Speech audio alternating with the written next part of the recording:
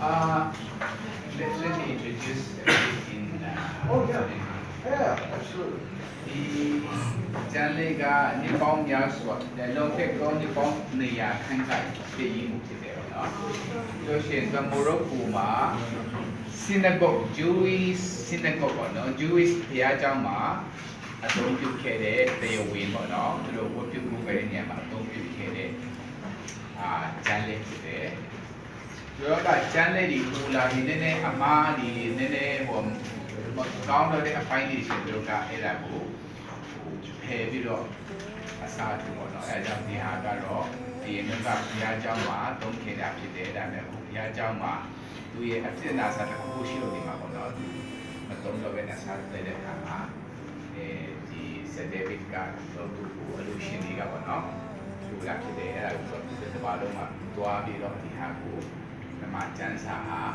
နှုတ်ကပတ်တော်ဟာဒီလိုယုံကြည်မှုနော်မာကင်းတဲ့ယုံကြည်စိတ်ချလို့ရတဲ့ဆိုဟာပဲပြတာ gospel ကြီးပွားနေတာပေါ့နော်အဲ့ဒါကြောင့်ဒီဟာကအရင်တော့ကတကယ်တို့ Jewish synagogue မှာဆိုခဲ့တဲ့ချက်တွေဖြစ်ပါတယ်နောက်တစ်ခုက consonantal text ဖြစ်တယ်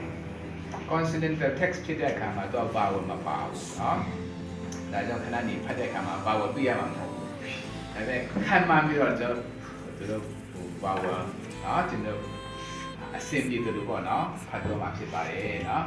မားရဲ့လက်ပြတ်တာမရှိဘူးနော်ဖတ်တတ်တယ်လို့ဖတ်ဖို့နော်ကြိုးစားဖို့ဖြစ်ပါတယ်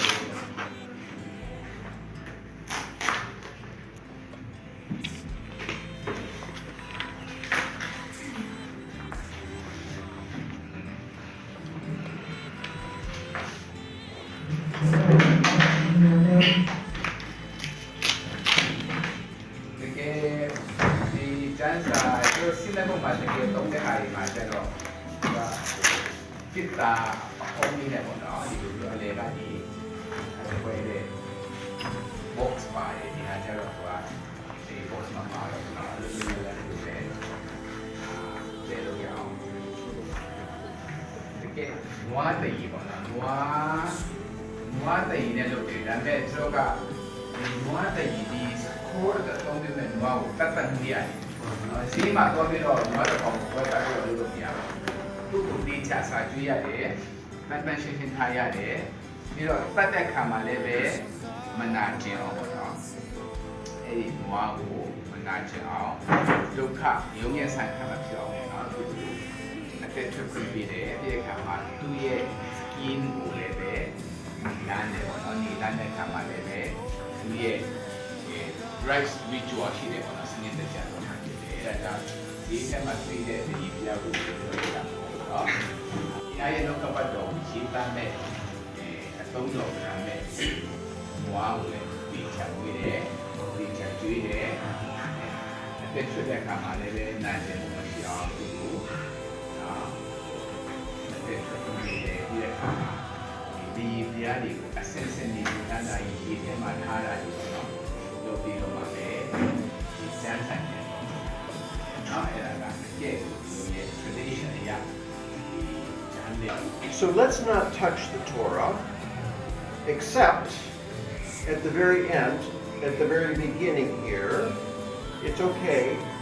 if you touch the Torah for the part before the words begin. Okay. So if you want to see what the Torah feels like, it's okay. All right. You can take as many pictures as you want. As we have already said, so Genesis chapter 1 begins here up in this corner, okay? And Hebrew is written from right to left. There are no verses, verse numbers. There are no chapters. It doesn't even say Genesis, okay? But there are breaks, spaces, where there is a change of this down because I'm going to pull it tight, but I don't want it to. So, as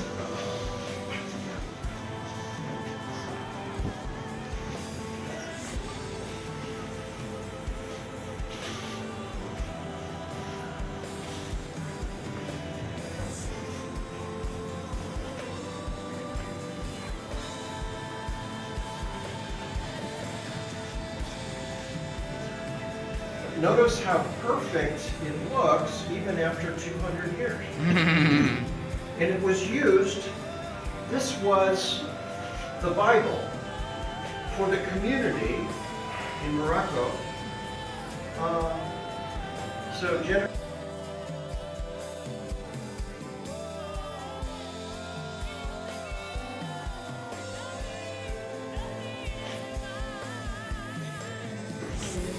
Bereshit, bara, Elohim, El, Hashemayim, Be'et, Ha'aretz.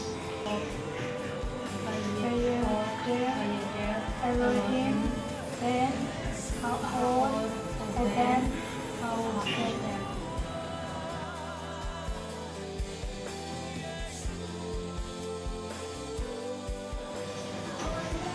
Liverpool,